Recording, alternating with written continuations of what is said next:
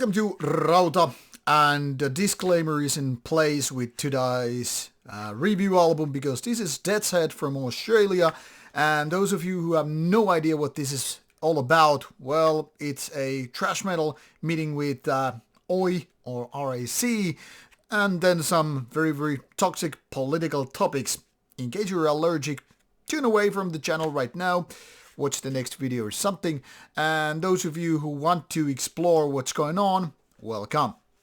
So this is Death's Head with Feast of the Jackals 20th anniversary edition, an Australian band that blends together punk and thrash metal, and this comes with quite a nasty ideological take, being National Socialism and all that stuff. So very extreme right-wing leaning music in question, and of course that alone restricts this music to a lot of people out there. Now, it's a ages old topic.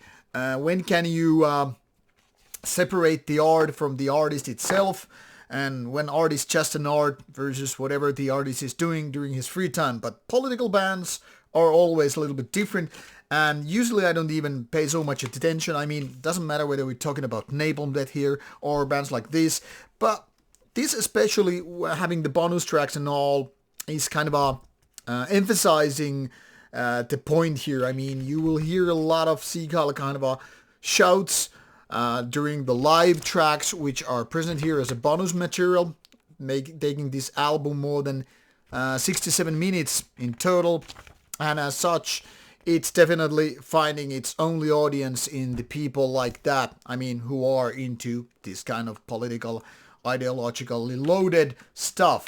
So if you're not one of them, this is probably not for you. I'm on the border here, basically on the fence, saying like, I can always listen to music, whatever the political take is, but of course, there are some times when I just cannot, go hand in hand with whatever is playing. One of the things is when bands are extremely political, right or left, or extremely religious, whatever it is, and I'm like, okay, this is probably not my cup of tea, whether it's about Jesus or whatever. But I'm trying to describe this music as neutral ways as I can, of course, adding to my own opinion to it, but still worth saying because, like I said, this is the kind of stuff that probably divides people into two groups. Those who really are, yeah, this is the shit I want to listen to, and people who are like, okay, that's enough, I'm not gonna give it a chance and whatever.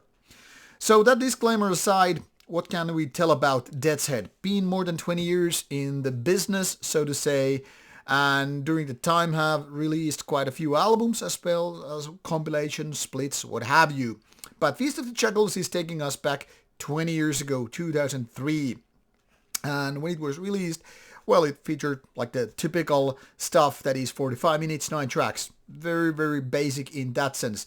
Now, this is indeed the 20th anniversary version, 2023, released by D88 Records, which already should give you a little bit of indication of what's going on, meaning this one indeed has a few live tracks, including a cover. The music here within the album, it's kind of a back to basics kind of a thrash metal. That is, you are bound to kind of go with the moshing parts and all that stuff.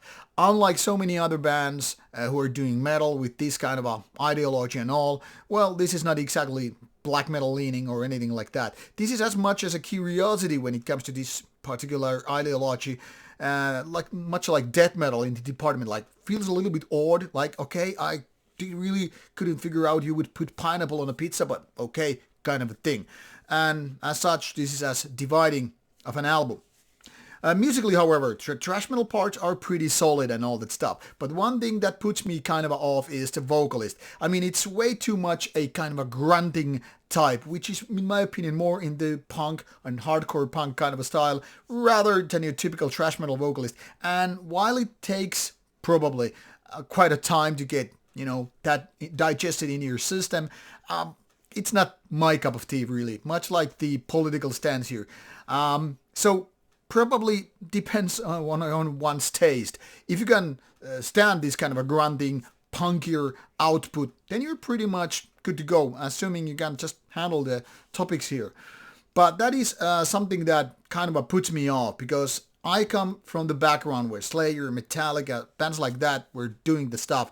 And that's a little bit different than what is more these kind of punkier ways of doing it.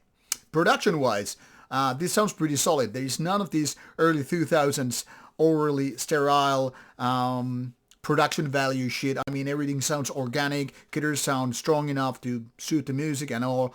So I would say, yeah, this is pretty nicely executed, especially you're considering this is not a big budget band, and 20 years ago, even less so. So everything sounds like pretty listenable in that sense. When it comes to the songwriting, this is not exactly my favorite kind of a thrasher part, but they're pretty okay. If only the vocalist was more suited for my liking, and well, I guess the lyrical sense could be more into my liking as well. Maybe this could be my cup of tea. Now it's a little bit like, yeah, probably not. But like I said, this is the kind of stuff that you either gonna hate or love depending on your take on the ideological side and all. So I don't know if this needs more explanation. That said, it's out there, and if you're in for a physical copy, this is the kind of stuff you want to go with. This is Rauta's take, and of course, because of the nature of the album and all, you probably need some googling skills to find the music online, or then you go for the physical product, or then you just ignore it altogether. This is Rauta, this is Deadhead, bye bye.